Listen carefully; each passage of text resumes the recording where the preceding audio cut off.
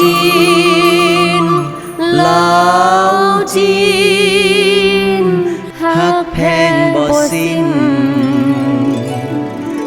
คือทองแผ่นเดีย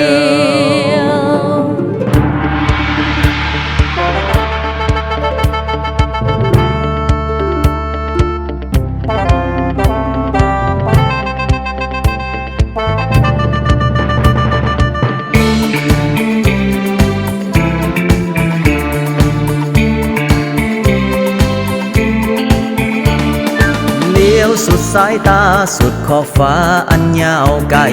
เส้นทางรถไฟไต่แต่จีนมาถึงลาว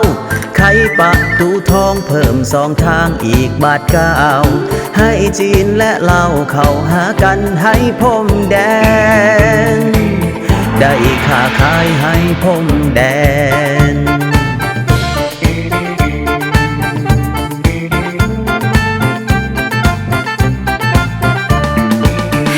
การห้อยปีงในวันนี้ฝันเป็นจริง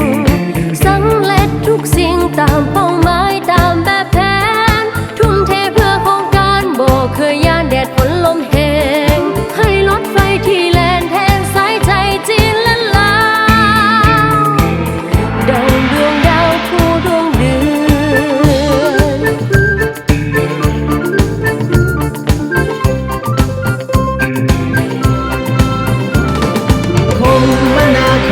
โลจิสติกดังสิ่งสำคัญเป็นท่าแห่งผลักดันเศรษฐกิจก้าวหน้าไวขึ้นนำเข้าส่งออกสินค้าให้เงินตาไหลมาบ่สิ้นสองชาติลาวและจีนได้แลกเปลี่ยนวัฒนธรรมแลกเปลี่ยนข้อมูลข่าวสารความสามัคคีจึงเกิดมีทางรถไฟ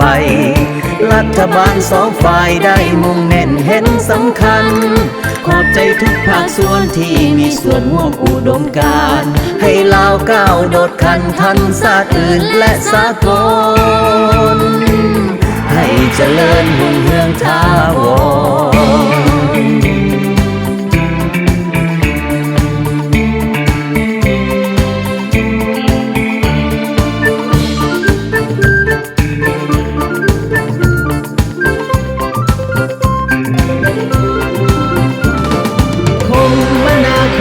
โลจิสติกดังสิ่งสำคัญเป็นท่าแห่งผลักดันเศรษฐกิจก้าวหน้าไวขึ้นนำเข้าส่งออกสินค้าให้เงินตาไหลมาบ่สิ้นสองชาติลาวและจีนได้แลกเปลี่ยนวัฒนธรรมแลกเปลี่ยนข้อมูลข่าวสารความสามัคคีจึงเกิดมีทางรถไฟรัฐบาลสองฝ่ายได้มุ่งเน้นเห็นสำคัญขอบใจทุกภาคส่วนที่มีส่วนร่วมอุดมการณ์ให้ลาวก้าวโดดคันทันชาติอื่นและสากล